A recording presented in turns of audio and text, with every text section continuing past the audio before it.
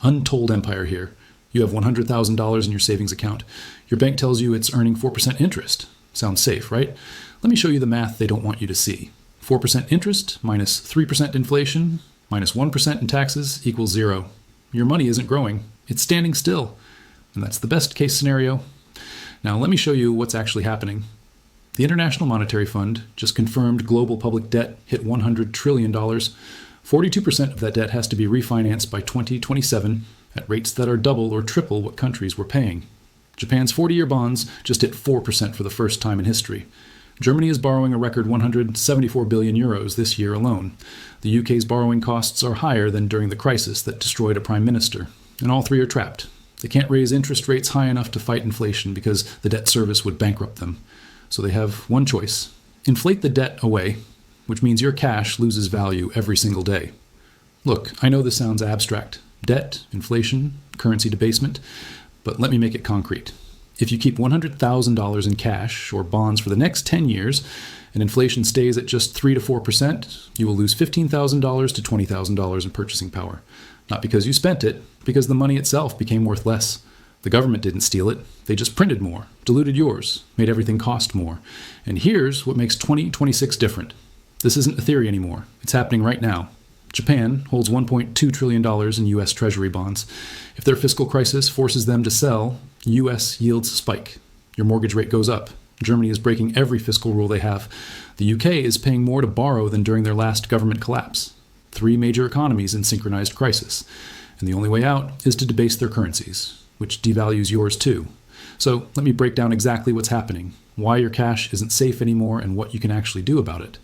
Let me start with the number that changes everything. $100 trillion. That's global public debt, government debt, according to the International Monetary Fund's Fiscal Monitor, published October 2024 and updated into 2025. $100 trillion. Not corporate debt, not household debt, just governments. And that's 93% of global GDP. The entire economic output of every country on Earth for 1 year, we owe 93% of that in government debt alone. But here's the projection that should alarm you. By 2030, debt will hit 100% of global GDP for the first time since World War II. The Commonwealth Secretariat put it this way, quote, by 2029, the total amount of public debt could exceed the size of the entire global economy, a level not seen since the aftermath of World War II, end quote. World War II, when the entire planet was rebuilding from rubble. That's the comparison. But we're not rebuilding from a world war. We're just spending more than we have, every year, for decades. That's the fundamental problem. Structural overspending without the political will to cut back or raise taxes sufficiently. Now let me show you why 2026 is the crisis year. 42% of global public debt matures by 2027. That's data from the OECD. 42%. What does that mean? Governments borrowed money years ago when interest rates were near zero. Those bonds are coming due. They have to pay them back. But they don't have the money, so they refinance. Borrow new money to pay off old debt. Normally that's fine. It's how sovereign debt works. But here's the problem. They borrowed at 0 to 1% rates. Now they're refinancing at 4 to 5%. Same amount of debt, triple or quadruple the interest cost. The Nation Thailand, a major publication, analyzed this on January 2nd, 2026. Quote, 2026 will be the year when early warning signs become most visible before the world risks sliding more fully into a debt trap by the end of this decade. End quote. Debt trap. That's when you borrow just to pay interest on old debt, never actually paying down principal, just servicing the monster. And that's where we are globally. Let me give you the U.S. example to make this concrete. $38 trillion in debt, 125% of GDP. Interest payments in 2025 are $881 billion per year. Just interest. That's more than the U.S. spends on defense, more than Medicare, second largest budget item after Social Security. And it's rising because debt is rising and rates are rising. 10 years ago, the U.S. paid $352 billion in interest. Now it's $881 billion, more than doubled. And the projection for the next decade? The Congressional Budget Office says $14 trillion in interest payments, compared to $4 trillion the last decade. 3.5 times more in interest alone. That's unsustainable by any measure. You can't spend more on interest than on productive investments, education, infrastructure, defense. Eventually the math breaks down. But it's not just the U.S. This is a global phenomenon. Japan, 1,324 trillion yen, over 10 trillion US dollars, 236% of GDP. highest debt to GDP ratio in the world. And their interest costs just hit 31.3 trillion yen. First time ever, over 30 trillion yen, up 10.8% in 1 year. Germany borrowing 174 billion euros in 2026. Their deficit is 4% of GDP. The European Union limit is 3%. They're openly violating their own rules, the rules they used to enforce on everyone else during the Greek crisis. The UK, debt at 94 to 100% of GDP, depending on measurement. Interest payments, £110 billion per year, double their defense budget just to service debt. France, 117% debt to GDP. Italy, 140%. Spain, Portugal, all elevated. This is everywhere, all at once. It's not one country mismanaging. It's a systemic problem across the developed world. And here's the key insight you need to understand. They can't raise interest rates high enough to stop inflation, because if they do, the interest on the debt bankrupts the government. They're trapped in what economists call a fiscal dominance situation. So what's the only option? Print money, inflate the debt away, debase the currency. And when they debase their currency, your cash in that currency loses value. It's not optional. It's mathematical necessity given the debt levels. And here's what nobody's connecting properly. Japan's crisis isn't just Japan's problem. They hold $1.2 trillion in U.S. Treasury bonds. If they have to sell to cover their own debt obligations, U.S. bond prices fall, yields rise, your mortgage rate goes up. This is all connected. Global debt markets are integrated. Capital flows across borders instantly. When one major holder becomes a seller, everyone feels it. Let me show you how this contagion works in practice. Now let me explain what currency debasement actually means, because this is the mechanism that takes your money without you seeing it happen. Debasement, deliberate reduction in the purchasing power of a currency. How does it work? The government prints more money or creates it electronically without a corresponding increase in goods and services. More dollars chasing the same amount of stuff. Prices go up. Each dollar buys less. Simple supply and demand applied to money itself. This isn't new. It's been happening since 1971 when President Nixon ended the gold standard. Before 1971, the dollar was backed by gold, $35 per ounce, fixed. You could theoretically exchange your dollars for gold. That limited how much money the government could print, because printing too much meant you'd run out of gold backing those dollars. Nixon ended that on August 15th, 1971, closed the gold window. Dollars were no longer backed by anything physical. Fiat currency. It has value because the government says it does and because people have confidence in it. But confidence can erode, and it has. Since 1971, the US dollar has lost over 80% of its purchasing power. What cost $1 in 1971 costs over $5 today. That's debasement, slow, persistent, compounding over decades. And here's why it's accelerating now. The Federal Reserve's balance sheet. In 2007, before the financial crisis, it was under $1 trillion, normal central bank operations. 2008 crisis hits, Fed starts buying treasury bonds and mortgage-backed securities. Quantitative easing, QE. The balance sheet grows to $4.6 trillion. COVID hits in 2020, more QE, more aggressive. Balance sheet peaks at nearly $9 trillion. Currently, it's still $6.6 trillion, 6 times larger than before 2008. Every time the Fed buys bonds, it creates money out of thin air electronically. That's new money entering the system, debasement in real time. Now, the Fed will say this is to stimulate the economy, lower long-term rates, encourage borrowing and spending. And that's true. That's the intended mechanism. But it also dilutes the money supply, makes each dollar worth slightly less, like a company issuing more shares. Existing shareholders get diluted. And here's the trap they're in. They can't easily reverse it. When the Fed tries to shrink the balance sheet, sell bonds back into the market, rates go up. Markets panic. Remember the taper tantrum in 2013? Just hinting at slowing bond purchases caused a sell-off? Imagine trying to sell $6.6 trillion worth of bonds. Impossible without crashing the market. So it stays on the balance sheet, and the debasement continues indefinitely. Now let me show you what this means for your cash in a savings account, earning what looks like a decent rate, currently paying 4%. Sounds good compared to recent history, but inflation is 3%, official CPI number. Many economists argue the real number is higher, 4 to 5%, because CPI doesn't fully capture housing costs, healthcare, education. But let's use 3% to be conservative. 4% interest minus 3% inflation equals 1% real return before taxes. But wait, you pay taxes on that 4% interest. It's ordinary income. Let's say you're in a 25% tax bracket, which is reasonable for middle-class earners. That's 1% of your 4% interest going to taxes. 4% minus 1% tax minus 3% inflation equals 0. Zero real return after taxes and inflation. You're running in place, working hard to stay exactly where you are. And that's if inflation stays at 3%, which is optimistic given the debt dynamics I just showed you. If inflation goes to 4%, you're losing 1% per year in real purchasing power. 10 years of that, your $100,000 becomes $90,000 in actual purchasing power. You did nothing wrong. You saved diligently, put it in a bank, earned interest, and lost money in real terms. That's debasement, and it's by design, not accident. Now let me show you why 2026 is when this goes global, when multiple major economies face this simultaneously. Japan, $10 trillion in debt, 236% of GDP.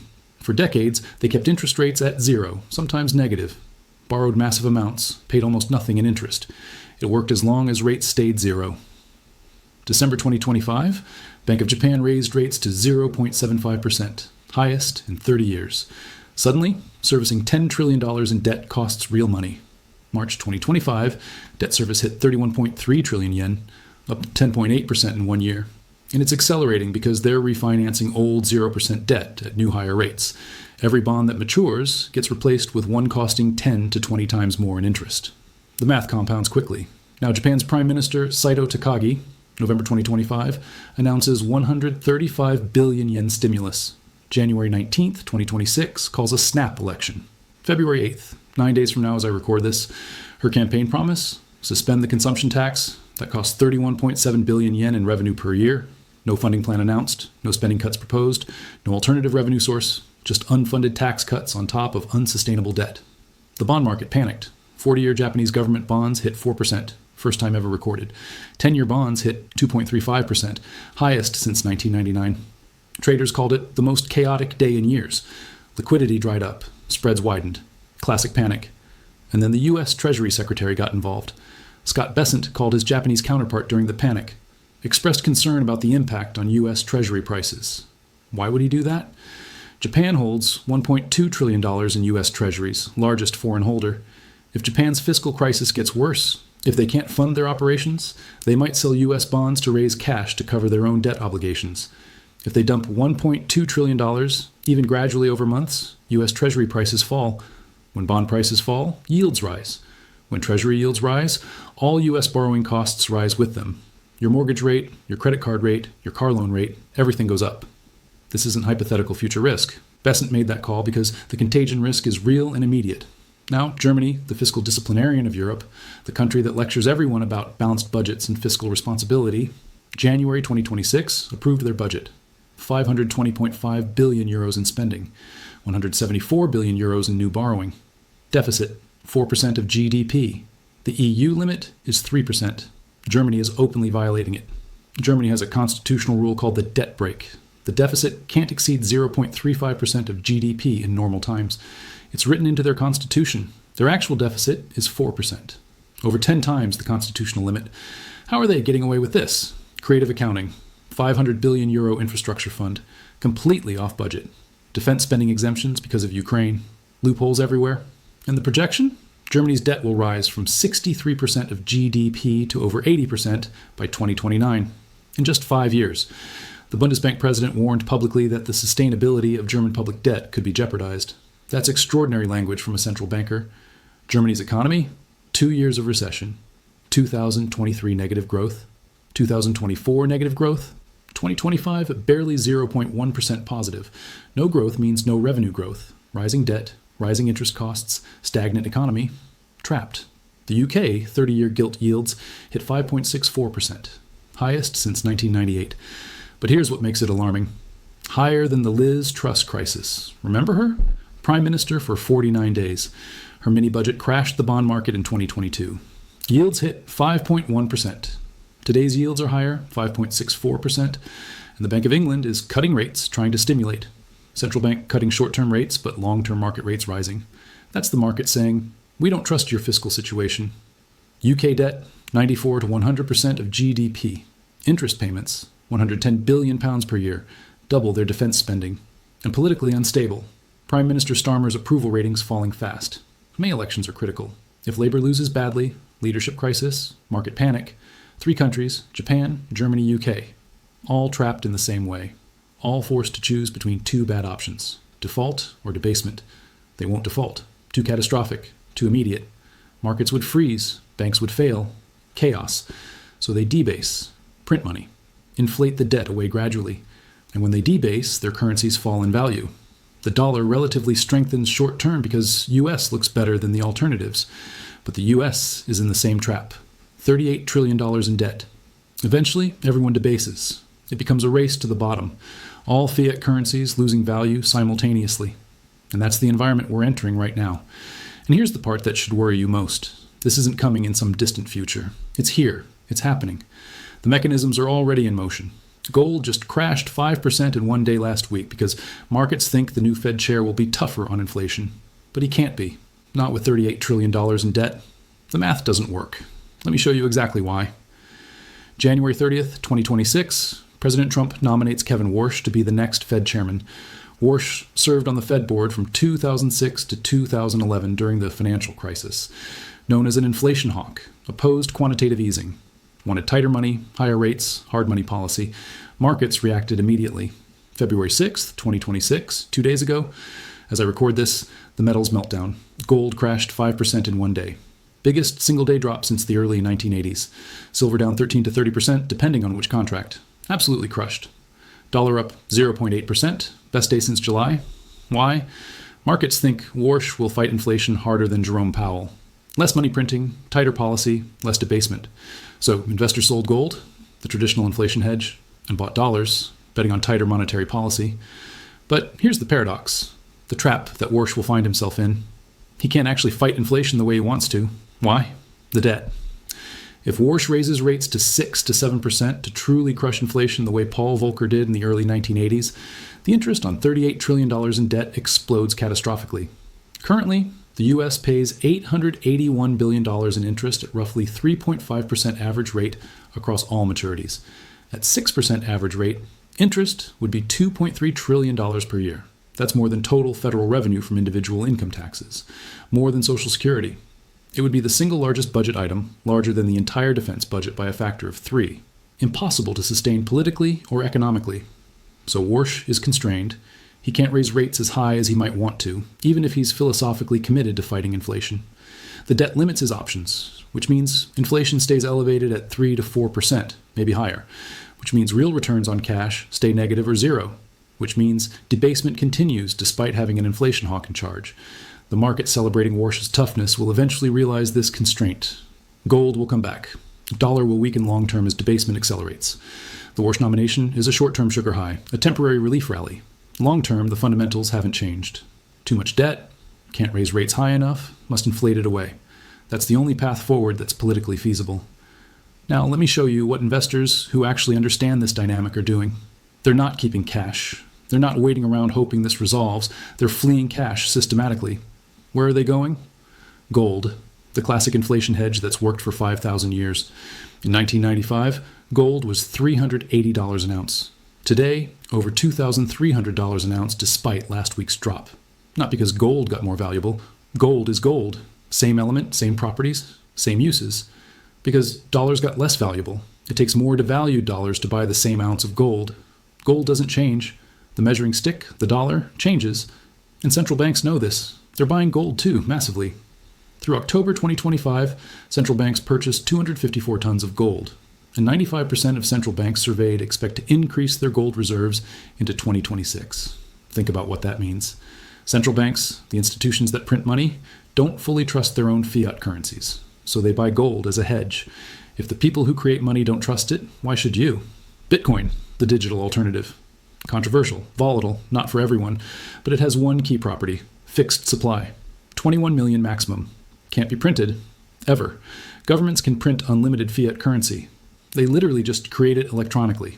They can't print more Bitcoin. The code prevents it. Some investors see it as digital gold, a debasement hedge for the digital age. High risk, extremely volatile, but directional bet against fiat currency debasement. Not appropriate for everyone, but increasingly part of institutional portfolios. Real estate. Tangible. Can't be printed.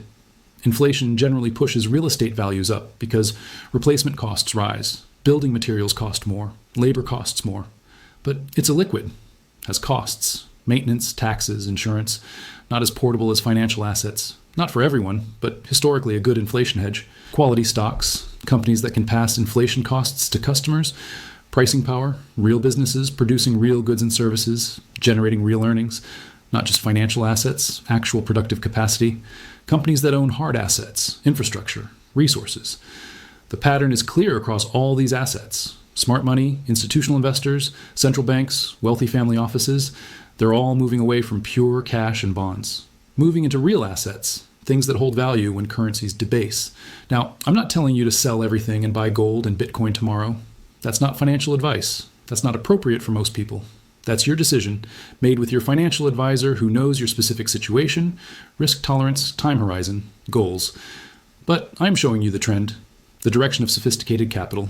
The institutions, the central banks, the wealthy investors who have access to the best research and analysis, they're diversifying away from pure fiat exposure because they see what's coming based on the debt dynamics. Let me give you 3 scenarios for your $100,000 over 10 years to make this concrete and personal. Scenario A, traditional savings, 4% interest, 3% inflation, 1% taxes, as we calculated. After 10 years, you have $148,000 in nominal terms. Sounds good. But inflation adjusted, that's $110,000 in purchasing power. After taxes taken out annually, it's about $103,000 in real terms. You gained $3,000 in real purchasing power over a decade. 0.3% annual real return. Better than losing money, but barely keeping up. Barely staying ahead of the debasement. Scenario B, inflation accelerates. Not hyperinflation, Zimbabwe or Weimar Germany, just persistent 4 to 5% inflation, which is realistic given the debt dynamics. Interest rates can't match because of the debt trap I explained. Real returns go negative. After 10 years, your $100,000 in purchasing power becomes $80,000 to $85,000. You lost $15,000 to $20,000 sitting in what the bank called safe. You followed conventional wisdom, kept it in FDIC insured accounts, and lost a significant portion of your wealth. Scenario C, diversified approach, not all in on anything. Balanced allocation, 40% quality stocks with pricing power, 20% gold as insurance, 10% Bitcoin as high risk/high reward, 20% real estate or commodities, 10% cash for liquidity and opportunities, volatile, no guarantees, risk of loss in any individual component. But historically, during debasement cycles, this type of allocation performs. After 10 years, purchasing power between $180,000 and $250,000, wide range depending on how each asset class performs, but protected against currency debasement, maintained or grew purchasing power significantly. 3 scenarios. Traditional cash strategy loses slowly but surely. Accelerated inflation scenario loses faster. Diversified real asset approach offers protection against debasement. Now, which scenario is most likely based on everything I've shown you? Look at the data objectively. $100 trillion in global debt, 93% of GDP, 42% refinancing by 2027 at triple the interest rates. Japan, Germany, UK, all trapped simultaneously. Fed can't raise rates high enough because of debt service costs. Based on that data, scenario B or C is most likely, not scenario A. The traditional savings approach that worked for your parents' generation doesn't work anymore. The debt levels are too high. The debasement is too necessary. Cash is not safe. Not anymore. Not in this environment. Let me bring this all together with absolute clarity so you understand exactly what's happening and why it matters to you personally. $100 trillion in global public debt. 93% of global GDP will exceed 100% by 2030. First time since World War II, when the world was rebuilding from total destruction. 42% of that debt matures by 2027. Must refinance at rates double or triple the original. Japan, Germany, UK, all in fiscal crisis simultaneously. All forced to choose between default or debasement. All choosing debasement because default is too catastrophic. Your cash, earning 4% interest, losing to 3% inflation, losing 1% to taxes. Net real return, 0 or negative. Over 10 years, you lose $15,000 to $20,000 in purchasing power if inflation stays at just 4%. More if it accelerates, which is likely given the debt dynamics. This isn't theory. It's not speculation. It's math. It's IMF data. It's OECD projections. It's happening right now in real time. The Warsh nomination created a temporary dollar rally. Gold crashed. Markets celebrated the idea of tighter policy. But the fundamentals haven't changed. $38 trillion in debt. $881 billion in annual interest already. Can't raise rates high enough without bankrupting the government. Debasement is inevitable, not optional.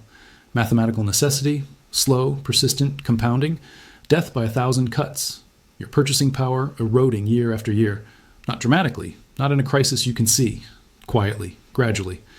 Until one day you realize your $100,000 buys what $60,000 used to buy. Smart money is moving right now. Central banks buying gold. 95% expect to increase reserves. Institutions diversifying. Wealthy investors building real asset positions. Not because they're panicking, not because they're gold bugs or Bitcoin fanatics, because they're doing the math, because they understand monetary history, because they've seen this pattern before in other countries, other eras, and they're positioning ahead of the crowd.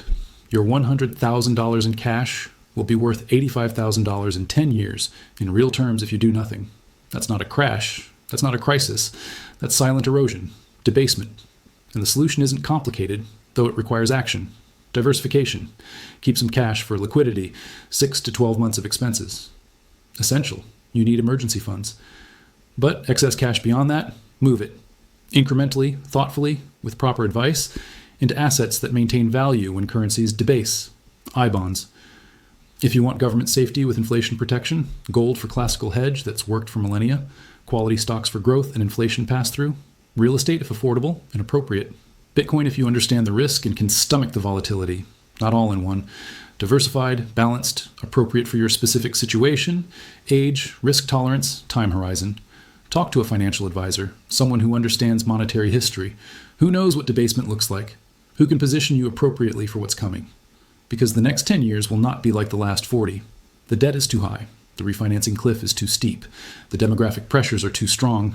Aging populations in Japan, Europe, US. Fewer workers supporting more retirees. Growing entitlement costs. Governments will debase. They have no other politically feasible choice. And when they do, cash holders lose. Silently, gradually, irreversibly. Japan's election is in 9 days, February 8th. Germany's deficit is already breaking records, already violating constitutional limits. The UK is already in crisis. Yields already higher than when Liz Truss fell. The dominoes are falling, and your savings are sitting directly in the path. Subscribe to this channel if this was valuable. Share it with someone who needs to understand this reality. The information here is based on IMF reports, OECD data, central bank announcements, verified authoritative sources. This isn't conspiracy theory. It's not fear-mongering. It's not trying to sell you anything. It's just math. $100 trillion in debt, negative real returns on cash, debasement accelerating. And the choice is yours. Understand it and adapt, or ignore it and watch your purchasing power erode. The math doesn't care which you choose. It just keeps compounding.